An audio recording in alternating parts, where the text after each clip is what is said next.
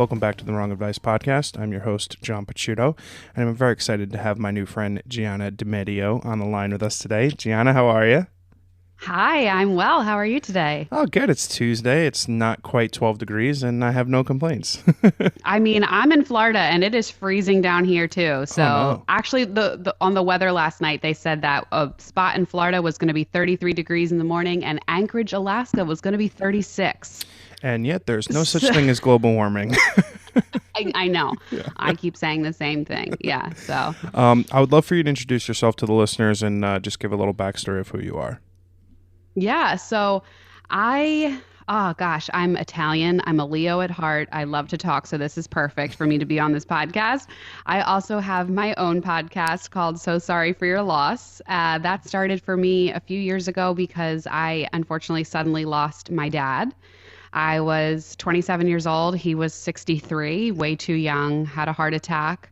And it really set me off on quite a journey into this world of grief and what the hell all this is, and just how awkward it is in society because nobody really wants to talk about it. You know, I've now been in the phase where I've had the two guarantees of life, right? There's birth and there's death. I've birthed a child and I've lost a parent, and everyone around me handled both of those so incredibly different. And Mm-hmm. it's so weird as like, why? Like, we know that both of those are going to happen. We know that they're such a part of life. Why are we so awkward and uncomfortable when it comes to grief and when it comes to death?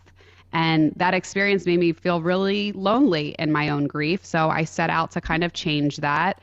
And, you know, it doesn't always have to be so somber. There's some really great stories that come out of the darkest times of people's lives. And I wanted to highlight that. I wanted to make it more approachable.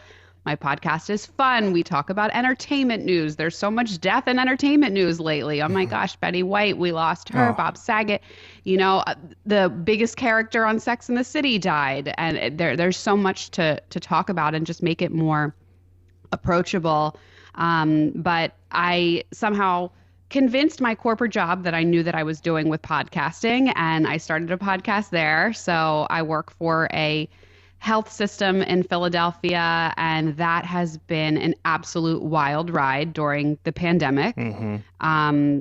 The most exhausting yet thrilling time of my career to be a part of something so powerful, and just being right at the front of it, talking with the doctors day after day about what the hell is going on has been really interesting. I'm married.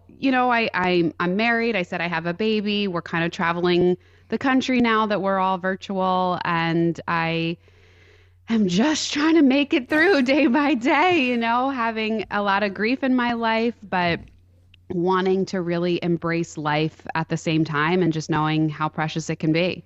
Yeah, I love that. So I've dealt with a lot of, a fair amount of grief and loss at a young age. Like my uncle died when I was like 6 or 7. My one grandmother when I was probably like 4. So you're a little bit too young to fully like grasp and understand what was going on. I think the first major loss was probably my grandmother about 11 years ago. We were very close. She lived with us. And that was like one of the first, you had friends of mine whose parents passed away, which was really shitty. But, in terms of like immediacy to me, it was probably the loss of my grandmother, which is, at 25 years old, that's a big chunk. So very similar age to you with your father. I'm wondering if from a loss perspective, if there's like an age cutoff that you think where it like impacts you differently, right? Like you're able to kind of grasp what has actually transpired versus like you're just kind of not really aware of or cognizant of how it's going to impact you later on in life. That's a good question, but I don't think it's possible to be one size fits all. Oh yeah. You know how there's people that are just very old souls, or people that are in their 20s and they're so immature. It's just kind of impossible because I think there are probably children that are dealing with way more than any child should. They probably have different relationships with people at a different age. Like it could impact people. A 7-year-old who loses their grandmother could impact somebody very, very differently than a 28-year-old who loses their grandmother. That relationship between the people is very important too. for some people, me losing my father was a monumental shift in my life. For other people, if they have a strained relationship or Sure. they, just don't talk, it may not affect them at all. And that is the question that you bring up, is what makes loss so intricate, because there is no one size fits all. Here's the sheet of how you respond to someone who just had this loss, because there are so many different factors that determine how it impacts somebody. Mm-hmm. Yeah, I think for me, the biggest dilemma, or like the biggest, duality amongst the losses, like there typically are two, like, right, sudden and tragic, car accident, heart attack, brain aneurysm, things that you like couldn't possibly account for, right? They're here today, gone tomorrow, and like that is catastrophic, right? And then like someone who deals with like a prolonged illness. I recently had a friend of mine whose father suffered at a very young age Alzheimer's and passed away like at a very young age, like 60 years old, passed away of Alzheimer's. And like, to me, like there are those two different kinds of loss, and like neither one of them is easier or neither one of them is harder. But I would imagine that sudden kind of loss that you experience with your father just begs to like rip open something that you can't quite, right? Yeah.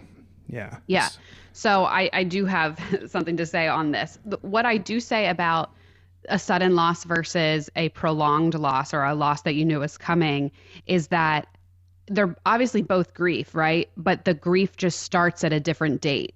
So generally with the losses of somebody is sick, or that it's coming, that grief starts at the date of diagnosis, or the date of, they go into hospice, or the date where you realize they're not going to come back from this. So you have a little bit of like front end loading there with your emotions. It's still grief. It just starts at a different time. And then so that at the date of death, you're already a little further along in the journey. And I try to tell people that, it doesn't start all over again at the date of death. You really have made a lot of progress, and you need to give yourself credit for that. You're further along and you're stronger in this journey than you think you are. And then, yes, for the sudden death, I mean, I like to say, I don't know if I can curse on this podcast. If not, you can edit it out. It's By all means. It's a whole different phase of fucked up. Yeah. I mean, so I tried to explain it to a friend who had lost somebody. I said, with your loss, respectfully, if you had to clean out a cabinet, and you had to put your emotions away, you're taking each glass out, you're wrapping it in bubble wrap, and you're putting it in the box. It's an arduous task. You got to really examine the emotions. You put it all together. It takes a long time. For me, someone stuck dynamite in that glass cabinet, set it off, and then said, okay, now put all those shards back together, wrap up all those glasses, try not to completely cut yourself and destroy your hands along the way, and then put the box back. Yeah. That's how I felt. Yeah. my journey was. I mean, it's like an unimaginable thing. 10 years ago, my dad had 6 bypass. It was one of those things like we're literally right after Hurricane Sandy. It's such a weird story. He was like talking to my mom, and he was like, oh, I feel really dizzy. Like, I'm not sure what's going on. Called an ambulance, went to the hospital. 2 days later, he was having open heart surgery. The doctor comes out of the procedure, and he's like, your husband should be dead. So like, yeah, he had, 6 bypasses, like bonkers, right? Like I've heard of like 3 and 4, but not 6, right? So I've never heard of 6. Yeah. He's an overachiever for sure. So when you have like those kind of happenstances in your life, like every additional day is a blessing. And I think when that transpired, it put a lot of context into life. Like when my grandmother died, she was 91. It was unexpected, but she was 91, right? You look back on it, she had lived a full life. My dad was also in his 60s. So had he passed away there, you couldn't have prepared for that. Like that, there was an immediacy to what transpired, and thankfully he was okay. But like since then, it's like every day is a gift. Like my sister got married 2 weeks ago. They danced, everyone was crying. It was like this whole big mush fest. I was crying like a little baby, but it was like great because like, you get them and you get those experiences. But it's like the thing that I struggle with most in life is like how grief has been such a huge catalyst for me in life, because it's been able to like repurpose my mind, right? You lose something. 100%. Yeah. It's just such a weird situation because you're able to take something which is just so fucking horrible, and then it makes you realize the preciousness of life. But 100%. the thing that I would love to know is, why is grief such a motivating factor when it comes to like opening your eyes in life versus like, oh my God, I just had a kid, or I just got married? Like, why is it that like such a negative thing is more of an eye-opening experience than, you know, sometimes positive events? Yeah, I don't really know the answer. That's such a good question. Like, why we are able to learn more from the negative than we are from the positive. I think because of how it just so strongly impacts you. Like with positive things, you're like, yay, that's great, little applause, and then you move on. But the bad and the negative really shake you to your core and make you stop and make you reevaluate things. My husband and I say, I'll tell you a little bit about the story with my dad, actually. So I was 27 years old. I moved in with my husband, who was my boyfriend at the time, on a Saturday. I had invited my dad down. I said, listen, we're all going to go out to dinner, like with his family, and my mom's going to be there. My parents were divorced. I said, my mom's going to be there. Why don't you come? Like, I don't need you to help with the move, because my dad had like really bad back problems, which is interesting. Now we look back at it and we're like, how much of those back problems was actually him being in pain from maybe having some type of heart issue? Oh, shit. But blaming it on that or something.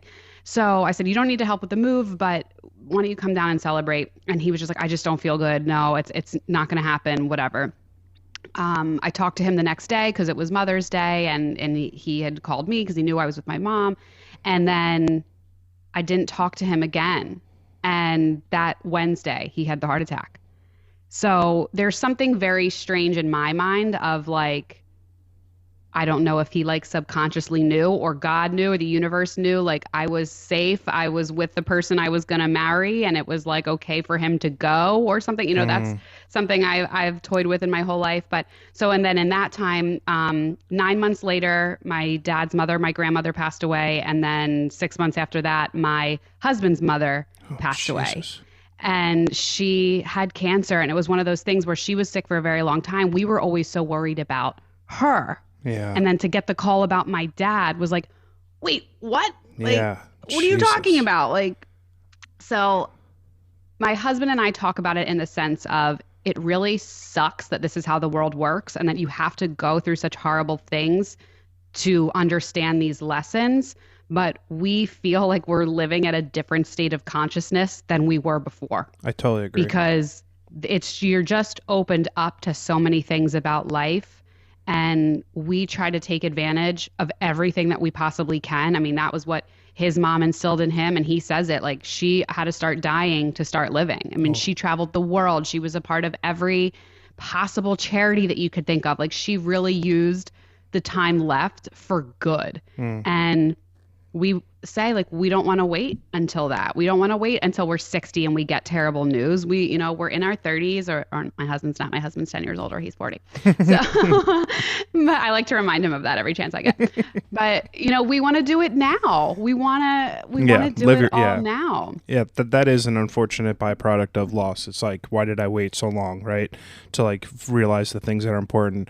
I do fully agree with you regarding the timing of the loss, like whether your dad subconsciously or whatever felt like that you were at peace. I mean, obviously I'm sure he wouldn't have picked to die, but like I am fully, so like me and my brother went to Chicago the weekend my grandmother passed away. She had her gallbladder removed on like a Wednesday, and she was due to leave the hospital, I want to say Friday morning, and I saw her Thursday night, and she was like, go on your trip. Like we're going to Notre Dame to see a Notre Dame football game. And it was something that me and my brother both had on our bucket list. And she was like, oh, I saw her Thursday. She was like, go. There's no reason for you to stay. I'm fine. I'm going home tomorrow. And then sometime during Saturday when she was supposed to be discharged, things just kind of started to unravel. And I am a firm believer that she died when she was because I wasn't there. Like that was how she wanted it. She didn't want me in the room when she passed away because that would have probably fucked me up big time. And I talk about it all the time because our relationship was extraordinarily close. She lived with us since we were little, and we were like thick as thieves, and truly one of the most important people in my entire life.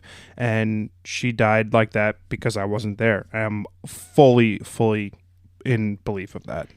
And you're right. So I had a similar situation with my grandmother. She was in a nursing home, and then they moved her to hospice care. They said, it's like time. It's going to happen within the next 12 hours. Okay, 12 hours. Okay, maybe the next 12 hours. Okay, maybe the next 12 hours. Big Italian family, we're all around her. And the hospice nurses came in and were like, listen, people really can choose basically when they go. And maybe she's uncomfortable with all of you being here. And my grandmother was so like that, like was so prim and proper, like literally put lipstick on when they told her they were moving her to hospice. Okay. Like this is what we're dealing with. And so that one night, it was like 3 days later, we all left, and that's when she passed. So you are 100% right. Your grandmother chose, totally. She didn't want to be there in front of you. She wanted to, like, that to be the last memory you had of her, like that beautiful conversation of her saying, go, it's okay. Totally.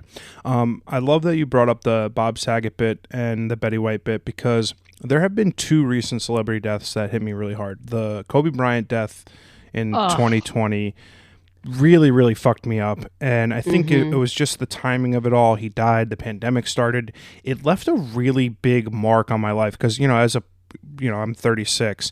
He was someone that was in the NBA pretty much my entire life. So, like, from a sports perspective, someone that I idolized and looked up to. And just the entirety of that loss, right? Him, his daughter, a couple of her friends, like, it was just the most tragic thing that you had heard of, right? Like, just an unimaginable loss.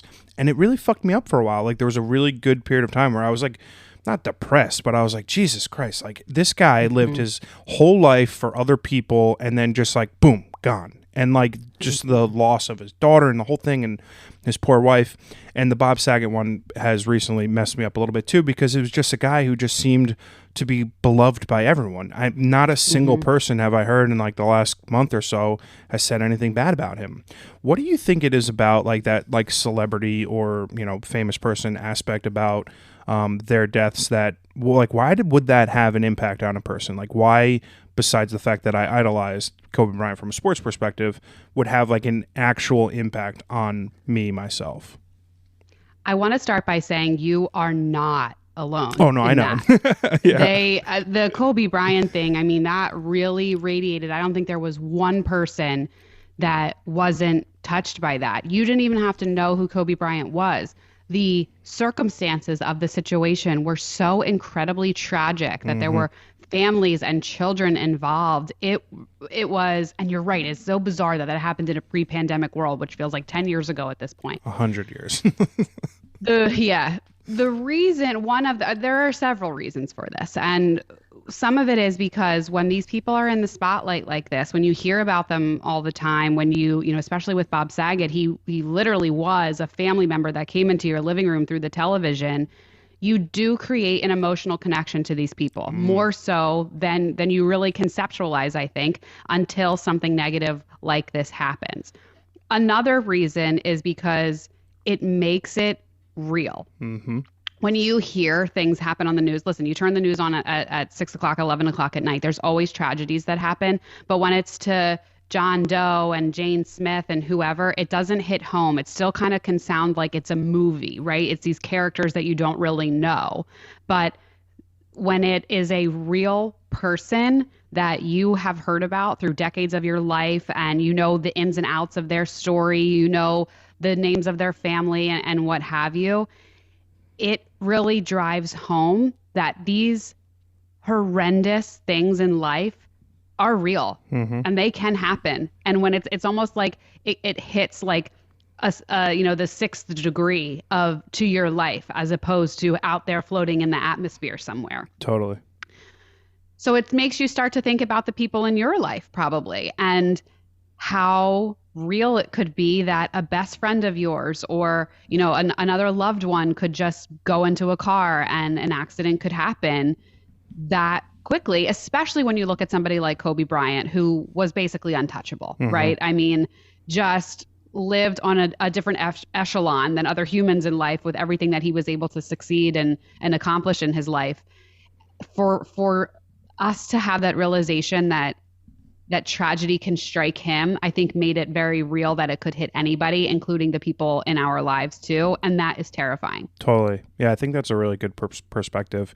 I've also found, like, in my own life, like I mentioned earlier, that like all of the loss that I've experienced, whether it is, someone dying or me losing a job, I have for some reason or another, been able to turn that into a positive, right? Like I rediscovered a new passion. I traveled the country after losing my job in the pandemic. Like I started this podcast. Like there has been a lot of growth out of grief. Good for you. Thank you.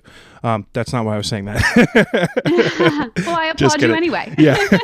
I'm just curious. So like your father passed away. How soon after like you experienced that loss did you decide like, okay, I want to start this grief podcast. I want to talk about life and death. I want to talk about the things like that will impact other people. Like how did you turn that into what you're doing now?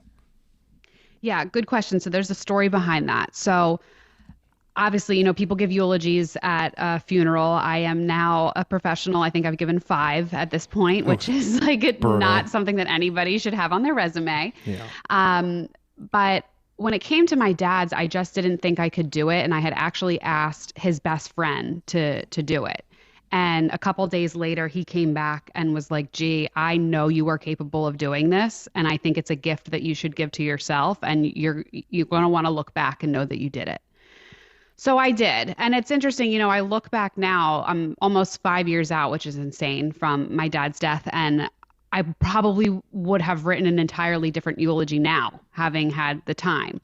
But then I was in such a state of shock. It was honestly a page, and that was it. And it was basically just like, I don't know why we're here. I don't know why this happened. I'm sure God has a reason. I'm sure blah, blah, blah, and I just kind of like called out some memories of my dad. I really didn't even go into who he was. I didn't go into what he meant to me as a father or anything like that. I just physically couldn't. Mm-hmm. But I had said, he had all these interesting lines, and I finished out the eulogy with one of them, and I just said, so go and keep his memory alive, and today we drink, tonight we ride, which was like one of his like fight songs when it came to drinking. And the entire church erupted into applause. And it was like, that doesn't happen in church kind of thing. And it really did feel so good. It felt so amazing to be able to deliver that for my dad, to make him proud one last time. My dad was very much a storyteller. It felt like I was, an embodiment of him in that moment. So in the days and weeks past or after that, when I was just in my lowest of low, and I was you think of anything that's going to make you feel something, like literally just even feel anything inside of your body. Do you want to go get your favorite food? No. Do you want to watch your favorite TV show? No. Like, what is going to make you feel good? And I thought back to that moment.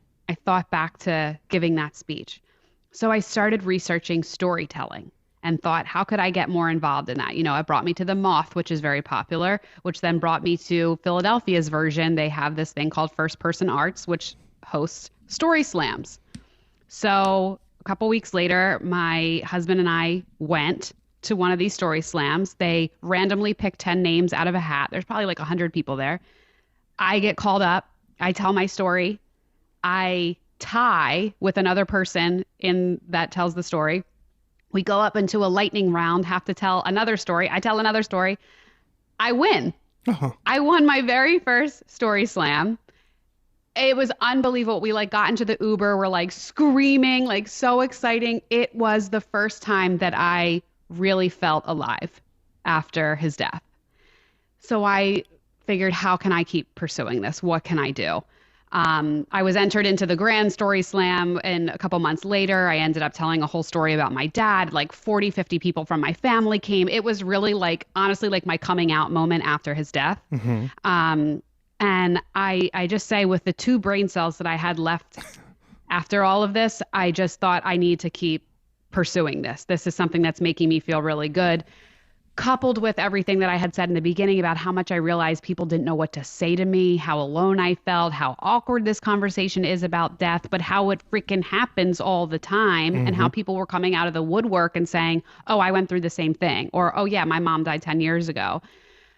I just knew there was something to pursue there. So I really wanted to make sure that we have an outlet to talk about it a little bit more. I want to go back to something you said too with your grandmother, of course, being 91. It's not that it doesn't hurt, but it's different when it's the end of a life cycle, somebody had said to me, and it's so true. I use that all the time. But when Kobe Bryant dies or somebody in their 60s dies and it's not in an expected time, it's very different. Mm-hmm. So when people look at grief, all they want to see is the 80-year-old woman who lost her husband.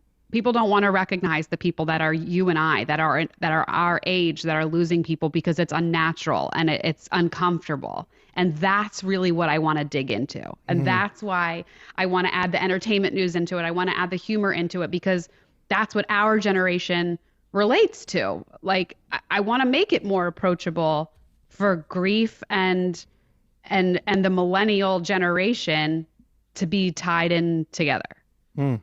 Yeah, I think that's really cool. And I think it's a very valid point because for a generation of people who live their lives so open on social media and stuff, it's very common, at least in my experience, when someone goes through a personal loss to some degree, that all shuts down, right?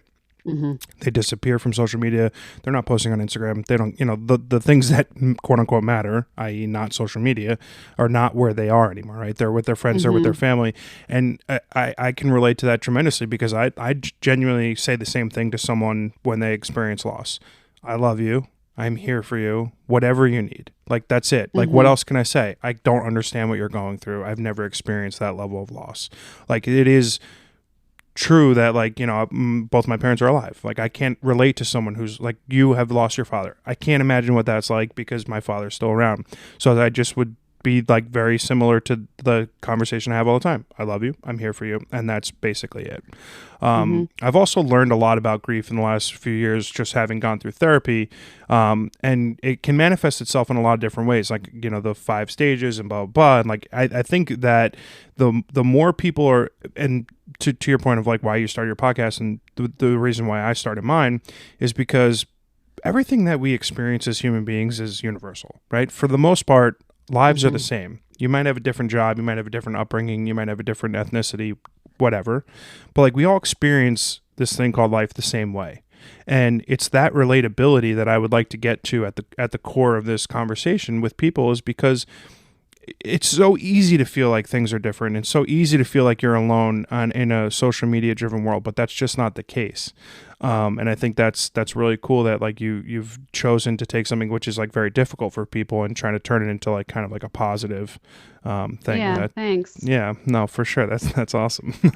I want to say too, how you handle it and just saying, I love you, I'm here for you, whatever I can do, is exactly what you should do. I think that people get so scared off by doing the quote unquote right thing and not knowing what that is, and worry that they're going to make the wrong decision or say the wrong thing, that they often say nothing at all. And that is the worst possible thing that you can do. Totally. The people that I remember are the ones that really just said just that, like, I don't know what to say, but I'm here for you. Yeah. And then would maybe just send like even an emoji like a couple weeks later. That's really all that's needed, is just knowing that you're thinking of them, because grief can be so isolating and can be so lonely. And then when people start to fade into the background because they don't know what to do and they don't know what to say, it just compounds it even more. Oh, totally. So you're on the right path. You're doing the right thing. Do you find that because you devote a significant portion of your, like, I'm going to say free time because you've got a normal job, that you like devote a lot to it, to like a hard thing, right? Grief is hard. Like, conversations about loss are difficult. Do you find there's like an ever present kind of like sadness or darkness or anything about you, like on a weekly basis? Like, you've got a lot of great things, you're traveling, you've got a newborn, like life is really good, but like when you're constantly talking about your grief, your loss, and other people's, like, how do you like sort of maybe separate that from you a little bit? I'm doing the Italian hand gestures. No one can see this. Yeah. Yeah. No, another really good question. And you're spot on, because it did kind of happen to me in the beginning. When I first tried to start the podcast, maybe a year and a half after he passed, because I originally had started with a blog, and it was really just me kind of getting my thoughts and my feelings out. And other people were like, hey, this is really cool, I want to join in on it too. And other people were submitting stories. And then I moved into the podcast. I had to teach myself this whole world. I didn't know what any of this was. So I spent a lot of time doing that. And then, so about a year and a half later, I started to try to launch the podcast. And it was really hard. Mm-hmm. I felt myself having to really like mentally prepare to go into this story and to talk about my dad and to listen to other people and talk about their grief. And I mean, there was like no such thing as cadence to my episodes because I would have to take like weeks in between. Mm-hmm. And it was really tough. And then I think what happened was the pandemic, honestly. And I had the pandemic happened, the world shut down, and I found out I was pregnant in the same week. Oh, wow. So there was a lot happening in my life at the time. I'm working for a hospital system. I'm working like 16-hour days. We're fielding all these different requests from the media and everybody trying to figure out what the hell is actually going on. And I just had to put my personal podcast completely to the side. During my maternity leave, I really said, okay, let's reevaluate this for a second. Do I want to put this all to the side and say, this helped me for the time that I needed it? It was basically my own therapy. It helped me get through it. Do I want to say, listen, I'm just going to focus on my career and being a mom, and, I'll still have my grief and I'll still have things that I share with that, but maybe not to this extent. And the amount of messages that I get from people, I was just like, you know what? This isn't about me anymore. This isn't just about me moving on from my own grief. I'm helping other people. And that's the greatest gift I could have been given from any of this. So I chose to keep going. My mom thinks I'm crazy. Some of my friends are like, how the fuck are you possibly doing all of this? And I don't know, but I'm just so passionate about it that I feel it really is my calling. I feel like the biggest thing, I don't want my dad's death to be for nothing.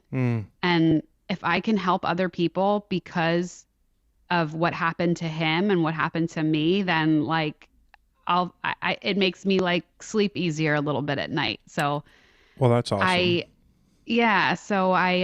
really revamped the podcast. I rebranded everything. I redid my website. This is when I decided, you know what? We're going to make this fun. We're going to make it funny. We're going to put an entertainment note. We're going to just really do this differently. And since I've done that, I think that's helped because it's not as dark. It's not as sad. We try to laugh. We try to make it fun. I've found really interesting guests that have given me the craziest perspectives on grief that I could have done therapy 24 hours a day for the next 3 years and still not have come to these realizations myself. Wow. Like getting these perspectives from other people has been fascinating. So great question, because yes, it was dark. It was difficult. But then I think I was able to pivot in a way that it's not. And I don't sit here like in somber all day because trust me, my friends and my family would be like, all right, you're getting the fuck away from this podcast thing because you're a miserable bitch. Yeah. It's not that way. I feel like, it's connecting me to people like you, and we're sitting here having a great conversation. So totally. Yeah, it's been great. It's funny. So like the most recent loss that I've experienced was obviously a job, right? It's not a person, a place, or, it's a place and a thing, right? It's not it didn't have any long-term impact on me from. Yeah, but grief comes in so many different forms. So you're right to label it as so. Totally. And for me, talking about it has been sort of therapeutic because not only has it led to, so I'm a photographer now, I do this podcast, and the catalyst that loss was for me moving forward changed my life, right? Like I wouldn't be doing what I'm doing today. I wouldn't be sitting here having this conversation for you had I not lost my job in 2020. Yeah. And in that regard, there are inherent positive impacts that loss can have on you. And my question for you is, aside from the 5 stages of grief and kind of, dealing with loss, what are some things that you could do when you're given a shit sandwich, right? Your father dies, you lose something, your job, like, right? Like something terrible happens. Like, how can you mitigate and work with that grief and then kind of like take these things as tragic events that they may be and turn them into like a life opportunity and growth? Mm-hmm.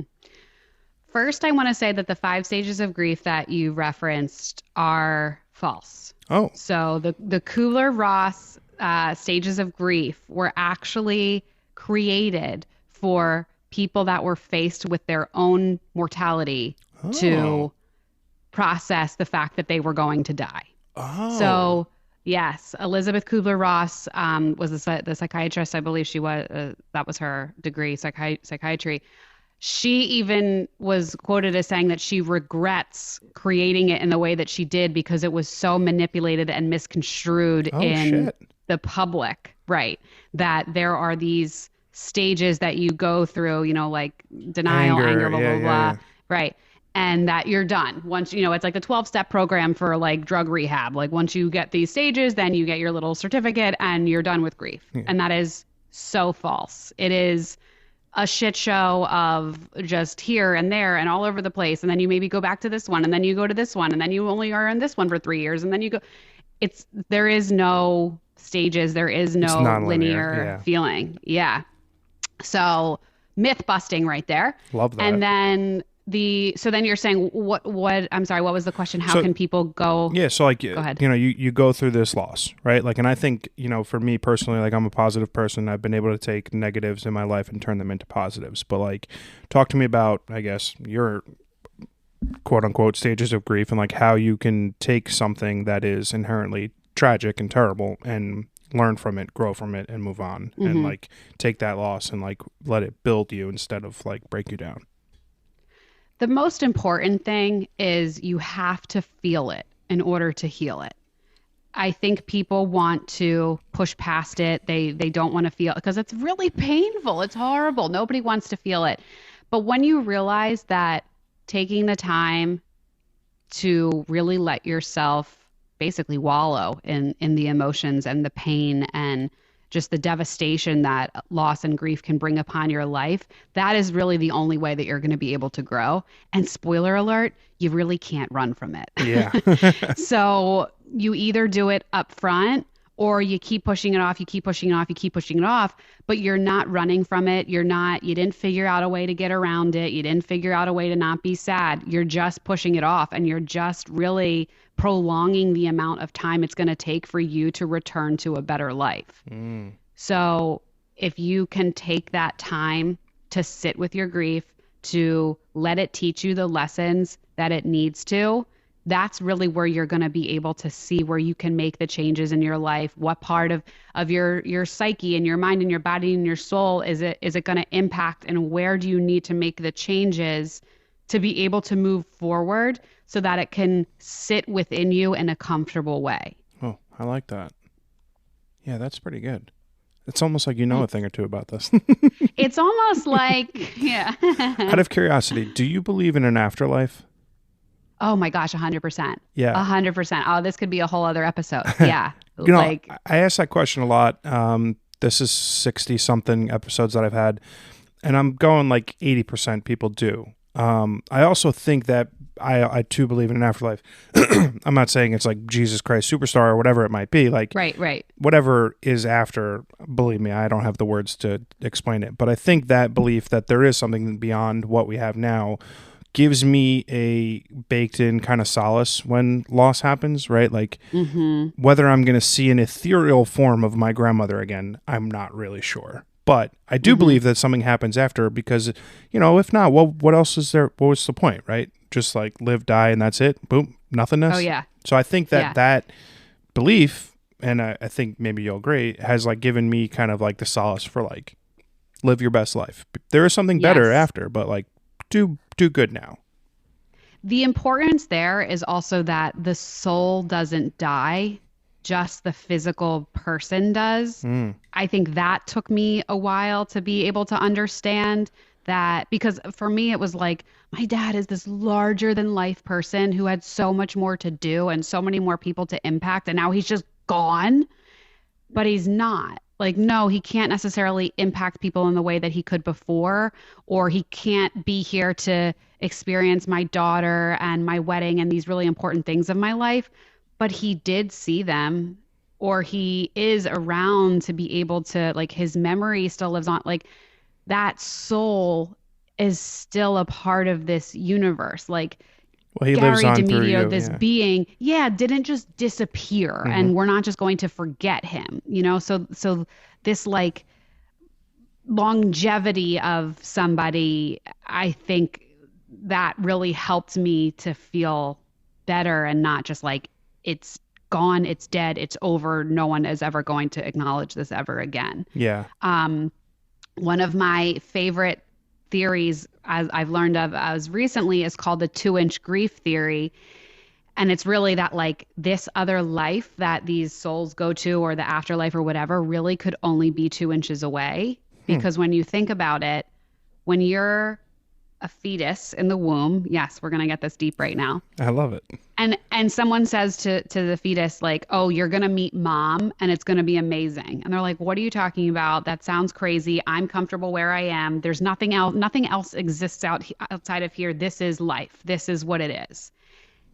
Not realizing that this mom that they speak of is only 2 inches away from them. Oh. And then all of a sudden they're born and, oh my God, there's this whole other thing. And there's mom and there's this, and look how amazing this is. So basically that's the analogy that like we are the fetus in Earth, basically. And then do we die, or are we born again into the afterlife? And we see God, we see our loved ones, we see everything. And it's this whole other life that we couldn't have even fathomed when we were here on Earth or in the womb, so to speak. I like that. That's pretty good. Isn't that wild? I'd never heard that before. So like growing up in a Roman Catholic family and 100% Italian, the whole nine yards, I now have a very conflicted relationship with the religion. And Same. My thing is mostly because it is a human-made thing, right? Like that's where I have a problem. Also, like a litany of other reasons, but we'll stick with there for now. Right. My thought process is that like when you look at the cosmos, right? It is never ending and always expanding. I find it extremely unlikely that we just pulled out of a primordial ooze bucket and now we're monkeys and now we're human beings and now we're talking on fucking Zoom, right? That's like, come on. Like, that's just ridiculous. In the grand scheme of the cosmos, the fact that sentient human beings are having this conversation right now is just, like, implausible, right? Like, it's just impossible to believe. So that's where my belief that there has to be something beyond, because it's just, you can't trick me into believing that just evolution was like 100%, whoops, this was an accident, happy accident, we're the only fucking genius level people on the planet, like that in the solar system. It's just like crazy. It would just be. I always go back to that scene in Men in Black where it like zooms out of New York City, it zooms out of the country, zooms out of the globe, and all of a sudden we're just a fucking marble in an alien's hands. Yeah, I love that. And that to me is like the concept of like, you know, have you ever read the story The Egg? No. All right, so The Egg is like the premise of a person dies, they have a conversation with God. And the egg is basically like, I made you and I am you, right? So it's like, I created myself to be you, to live every human life. So like this, the one person is everyone. You are everyone, right? You experience every level of life through being a cab driver, being a dental surgeon, like whatever, you are everyone. And I'm doing a terrible job describing this, but the basic premise is that like the explanation of like who we are and what we are and why we are is, it could be anything, right? Yeah. And like if you think it's just like, oh, you know, whoops, accident, like we came out of nowhere, like, well, it's like not the, I think it's just a depressing way to live. Like that's why like people who I think, you can be an atheist and not believe there's like a God, right? You could be an atheist and not believe in the story of Jesus or Muhammad or whoever. Fine. But if you think like there's nothing after your life, that would be just such a depressing way to live. What would be the point? Right. Like, what would make you get out of bed in the morning? Right. Oh, and I'm very real in saying like, listen, my beliefs could all just be a defense mechanism that I know I'm going to see my dad again and I feel my dad around, and my dad is loud as he was on Earth and sends a million signs all the time that are just like completely unmistakable. But that could just help me sleep better at night, and maybe it's not. But you know what? That makes me happy, so let me live. Totally. No, I'm with you on that for sure. But it's like, you know, how much of that is actually probably the other way? But that's like, that's how I think. But yeah. Yeah. I Um, always say I'm not in the business of making people believe. Believe what you want to believe. As long as you don't come at me for what I believe, oh, then that's fine. God, if more people felt that way, I think life would be a lot easier. Right? I know. Gosh. What a different past 2 years we would have had. Believe what you want, but just shut the fuck up about what you believe. That would make life a lot easier. A lot of my life, like, you know, I'm a 36-year-old single person. You have the conversations of like, what's your biggest fear? For me, my biggest fear has always been and will always be dying. And it's not that I'm afraid of death, right? I just don't want to die. Like, I like life. I like being alive. And the fear of the unknown is probably more likely my biggest fear than the actual fear of death. What is your biggest fear? And how rational is it that I'm afraid of dying? It's interesting because when you're saying that, I'm thinking to myself, like, but you won't know. Yeah. Well, I don't know. You won't know. So it's like it's an unfounded fear almost because if you do die, like you're not going to know. And then again, like the 2-inch grief theory, maybe you are going to die and you'd be like, whoa, this is awesome. What was I so scared of? But yeah, I don't know. And my biggest fear, I think, is vice versa. My biggest fear is living and everyone around me dying. Ooh, wow. Being left here alone. Wow. That's Also deep. being suspended in the ocean by myself or being suspended in space by myself. Well, I don't think you have to worry about space, but yeah. Can't really think of an opportunity where that would happen, but that is something. There's something about space that's like so creepy to me. Yeah, it's weird. It is a weird one when you think about it. Interesting. I like to spend each last bit of the last bit of every podcast kind of doing like a rapid little Q&A. Some are easy, some are in depth, like, you know, just first couple things that come to mind or whatever, you know, tickles your fancy. I will start off with, are you happy? Yeah, I am. Good. What's your favorite book?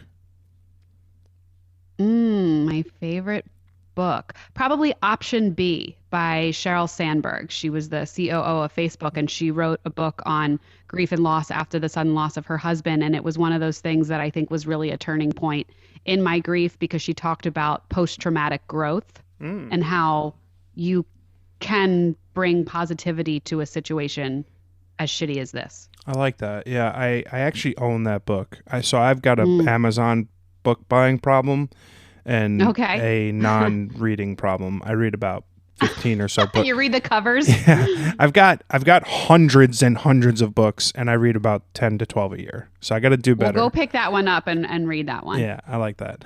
What's your favorite movie? Oh gosh, probably like Ocean's 11 or something. Oh, like that. Ocean's 11, 12, or 13. I loved all of them. Very good. I was very disappointed in Ocean's 8. I thought it could have been so good. I had such high hopes for it. Ocean's 11 when it came out was like, holy shit, this is so cool. Oh, I remember being in the movie theater, like not wanting to go to the bathroom because I didn't want to miss a second. It was also one of those movies that I wanted to see it immediately over again because of all the details that you were going to look at differently once you know the outcome of the story. Yeah, that's I like that movie a lot too, and the storytelling, the way they like brought that, really good. And the way they banter together and just the casting, every single one of them are just perfect. Yeah, I could every time it's on TV, it's one of those movies I rewatch as if I've never seen it before. Every time it's on TNT, I'm like, why am I watching fucking a movie that I own with commercials on fucking TNT for the 3,000th time? But yeah, can't turn it off. It's super good. Yep. What's your favorite food? Pasta of any form that my mother makes. Nice. What are you most proud of? Probably the podcast. Probably, I mean, between the technicality of it and really like researching everything to get myself to the point that I am, but also what it means to me emotionally and to have been able to take this really tough situation of my life and try to make the best of it and help others along the way. Oh, I love that. And the amazing human being that I created in the other room because she's the best. Yeah. Well, she's almost 2, so enjoy like that first. Oh, don't push it. Don't push it. No, she's the freaking best. She could have her own podcast too. She doesn't actually say words, but she just talks all the time. I mean, just start putting her on YouTube and you might be the next $28 million a year person. Yeah. I don't know if you know, right? if you're familiar, but the highest paid YouTube person is an 8-year-old who opens toys for a living. Like, shit, I'm going to have a kid just so I can retire. Right? Yeah. I need to procreate just to make some money. What is your biggest regret? Oh gosh. I mean, I think I go back to like the dumbest things of like high school and like the weekend that I was supposed to spend at my dad's house, but I wanted to go to a party and go to a friend's house instead. And, just all the times that I could have spent more time with my dad. Hindsight's always 20/20. And of course I was just being a regular kid, but it kills me now that those moments I could have had with him and I just didn't. Yeah, I think that's the most valuable lesson that I learned in life is like time with like people and I spent so many weekends and nights in my 20s like just going out getting fucked up when I could have just like gone to dinner with my parents or like had dinner with my brother and my sister. Like it's I think that was the best lesson I've learned is that like time is irreplaceable, people are irreplaceable, and like you should really focus your time and your energy on the people who matter, and those fleeting kind of, let's go get fucked up, really don't mean 100%. anything. And we're in this world now where literally we can get anything at our fingertips, but time. Yeah. Time is the only thing you cannot get on demand. And I think that is one of those things about grief too, where it's really made me look at that differently and evaluate where I want to spend my time. Oh, I love that. There's some quote from a movie. It's like, no amount of money ever bought a second of time. And I think it's like the most important thing because like, I've literally spent thousands of dollars on shit in my life that like I don't have anymore and don't matter. And like I would give anything to go back and spend like 5 minutes with my grandmother, right? Like that's the one thing that you learn in life is like it's not about money, it's not about things, it's about people. And yeah, I completely agree. But all you can do is try your best, because even if you spent 24 hours a day with her, you would still be feeling like, I wish I spent more. So there's never like a set amount of time. It's just as long as you can look at yourself and say, I tried my best. Yeah. Oh, absolutely. I completely agree. I talk about confidence a lot in my podcast. So I'm wondering like what about you like gave you confidence? What gives you confidence? And like what kind of gave you the push to start your own podcast? And like what instills confidence in you? I've always been very comfortable speaking. My family always tells the story of how I was like 3 years old and I created like this little desk at the dinner table, and I would have the newspaper and I would hold a teddy bear up over my shoulder as like the over the shoulder graphic, and I would deliver the news. Like I just knew that's like I was very comfortable that's amazing. in doing that. And then at 10 years old, when my mom got remarried, I stood up in front of a room of 200 people and gave the maid of honor speech, and it was like nothing to me. And I've just felt very comfortable in this space, and like this is where I feel best. I think it's taken me a long time to realize like that's not something that other people just easily do. Like I didn't think I was doing anything special. So I think I tried to be like, all right, well, if I have this ability to do this, like how can I use it for good, and how can I really continue to go out there? And it's made me feel confident in myself, like how far I've been able to take it. And it's, the imposter syndrome is so real. I don't know if you totally feel that too. Always. Yeah. But I'm just trying to. Yeah. Go ahead. I was going to say, yeah, from an imposter syndrome perspective, I've been fortunate enough to have these conversations with people who are in my profession and are shooting covers of magazines and working with like the highest of high corporations and et cetera.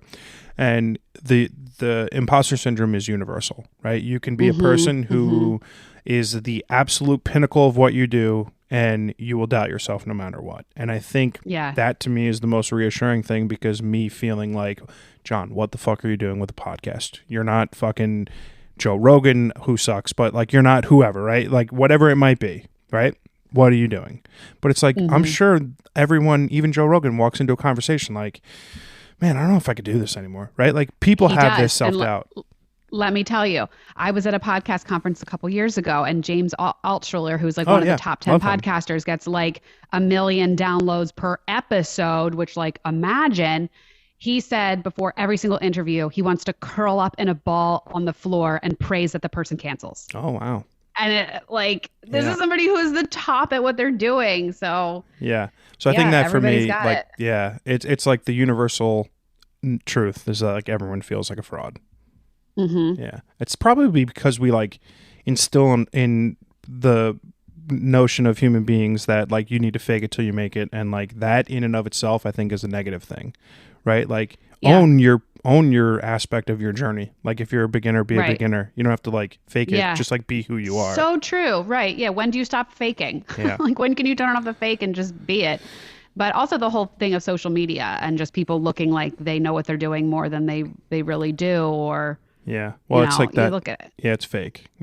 I think the best thing that I realized, like I was having a conversation with a photographer recently, and there's like this inherent pressure, right? Like I don't have 10,000 Instagram followers. I don't have XYZ, right? And like the conversation that I had with him was like, I was like, listen, how does having this audience, 20, 30,000 Instagram followers impact your work?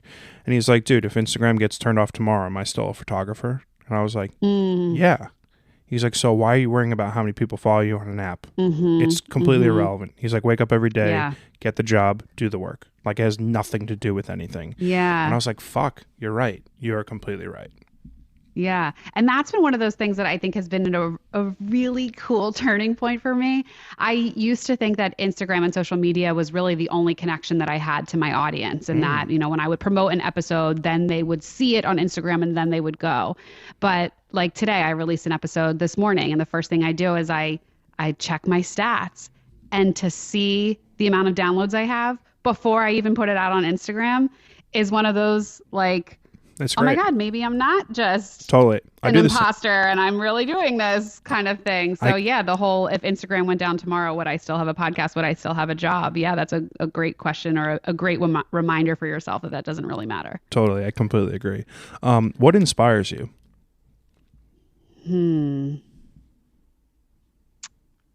Just being a better person. I just looking back at, I guess, the way I lived my life before, or looking at things in a completely different lens now, and just wanting to make sure I make the right decisions in life, and that I want to be happy, and that I want to spend time with my family, and that I want to be a good person for my daughter to look up to. Oh, I love that. What's the best piece of advice someone's ever given you? To handle my grief up front, and to feel it, and to really get into it before I let it destroy me, which is something that I had said earlier in the interview because of that person who said it to me. I like that. Yeah, I'm definitely going to use that. I think very often I take the initial approach of taking that loss, grief, whatever, and throwing it as far as fuck possible away from me and ignoring it until it comes rearing its ugly head. So I think that's a really good tip, because I'm for sure not alone in how I handle that. Yeah. Oh no. Yeah. Yeah. My last question for you is, give me a recommendation for something that you've recently consumed. Could be a podcast, a TV show, a movie, a book you've read, just literally anything, something that you've consumed lately that you think everyone should check out. Something I've consumed lately. Of course, I'm like drawing a blank on like anything that I've done in the last month. I don't know the exact name of it. I think it's called the Chameleon. Okay. Or the Hollywood Con Queen. Oh.